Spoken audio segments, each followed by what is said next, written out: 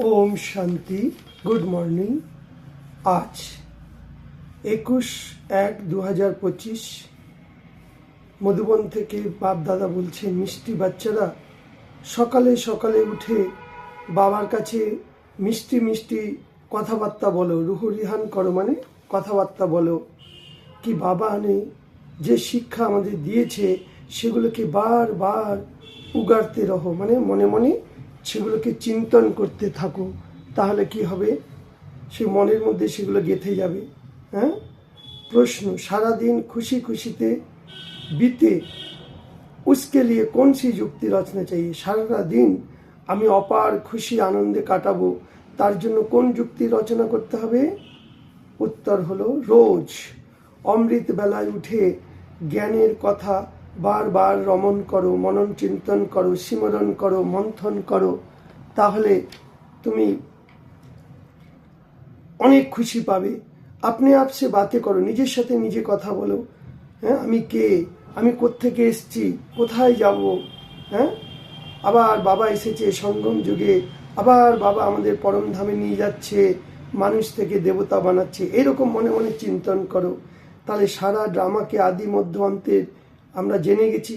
আমরা কি ছিলাম আদিতে? সত্য, ত্রেতা, দাপর, কলি। আমরাই সেই সত্য যুগে দেবী দেবতা ছিলাম। আবার দাপর কলিজিতে আমরা ভুলে গেছি নিজেদেরকে, রাবণের রাজ্যে এসে গেছি। আবার সঙ্গম যুগে বাবা এসে আমাদের মানুষ থেকে দেবতা বানাচ্ছে। তাহলে এরকমভাবে যদি বাপকে স্মরণ করো, তাহলে সারা দিন অপার খুশিতে দিন কাটবে। স্টুডেন্ট কি করে? ভালো স্টুডেন্টরা নিজেদের পড়ার প্রতি বারবার রিহার্সাল করে, বারবার সেটাকে মনে মনে ভাবে। তোমরা বাচ্চারাও সেরকম নিজের থেকে নিজের রিহার্সাল করো। বাবা বলছে পড়াই পর পুরো ধ্যান দাও, ऐसा কর্ম না হো যার ফলে বাবা, শিক্ষক আর সদ্গুরুর নিন্দা হবে। ইজ্জত গাওয়ানেওয়ালা কোনো কর্ম করবে না। বিচার সাগর মন্থন করে নাকি আদত ডালো। বাবা থেকে যে জ্ঞানগুলো পেয়েছো সেগুলোকে স্মরণ করো, তাহলে অপার খুশিতে থাকবে। কোনোদিন কাউকে ঘৃণা করবে না। দেবতারা কোনোদিন কাউকে ঘৃণা করে না। वरदान, संपूर्णता की रोशनी द्वारा अज्ञान का पर्दा हटाने वाले সার্চ লাইট ভব। সম্পূর্ণতা কি রোশনি। এখন তো আমাদের সম্পূর্ণ রোশনি আসেনি কেন? রোজ রোজ একটু একটু প্র্যাকটিস করছি। জ্ঞান মানে কি? রোশনি। এখন যতক্ষণ পর্যন্ত জ্ঞান স্বরূপ না হব ততক্ষণ পর্যন্ত অজ্ঞানের পর্দা সরে যাবে না।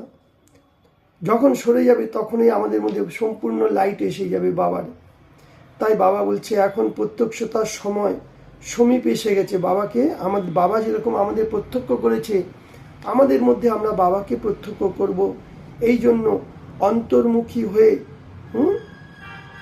গভীর অনুভবের রত্নের স্বয়ংকে ভরপুর বানাও। ऐसा সার্চলাইট বনো যে आपके সম্পূর্ণতা के रोशनी से অজ্ঞানের পর্দা হটে যায়। কারণ আপ ধরতিকে সিতারে হো, যেমন আকাশের তারা, সেরকম তোমরা হলে এই পৃথিবীর আত্মারূপী তারা। এই বিশ্বকে হালচাল থেকে বাঁচিয়ে সুখী সংসার, স্বর্ণিম সংসার বানানোর জন্য তোমরাই একমাত্র উপযুক্ত। কারণ তোমরাই ভগবানকে চিনেছ। দুনিয়ার মানুষ তো না আত্মাকে জানে না ভগবানকে জানে।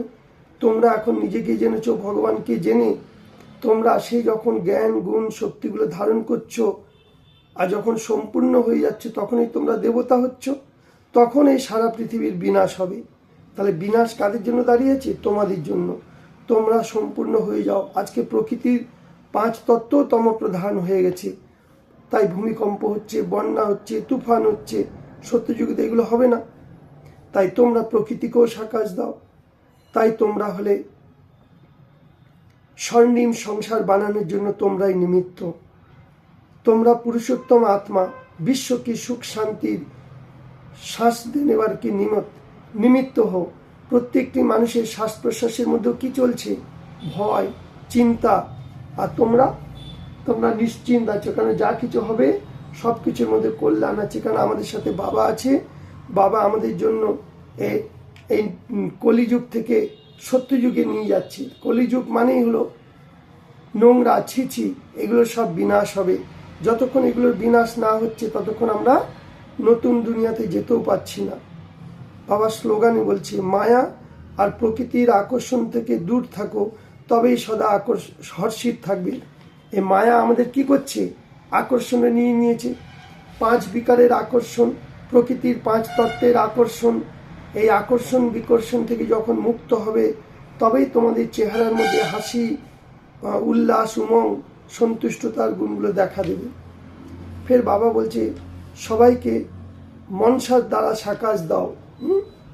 যখন মনসামে সকলের প্রতি শুভ ভাবনা, দুঃখ, শুভ দোয়াই বের হবে, মানে আশীর্বাদ বেরোবে, এরও ভালো হোক, এরও কল্যাণ হোক, সেটা যখন ন্যাচারাল হয়ে যাবে, নেচার থেকে অভ্যাস করতে করতে করতে করতে ন্যাচারাল হয়ে যাবে, তখন মনসা তোমার বিজি হয়ে যাবে।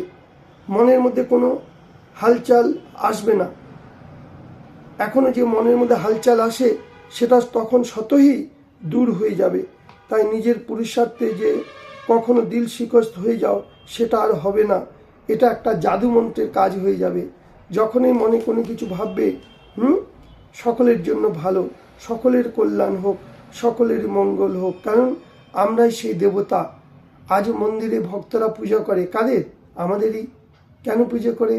আমাদের মধ্যে পবিত্রতা ছিল, সুখ শান্তি ছিল, খুশি আনন্দ ছিল। সেই জন্য আমরা ঠাকুরের কাছে গিয়ে কি বলি? ঠাকুর, আমায় জ্ঞান দাও, আমায় বিদ্যে দাও, আমায় বুদ্ধি দাও। কেন? এগুলো আমাদের মধ্যে নেই। তাই আজকে শিব বাবা আমাদেরকে সেই জ্ঞানের সাগর, শান্তির সাগর, পবিত্রতার সাগর, তিনি নিজে এসে তার সুখ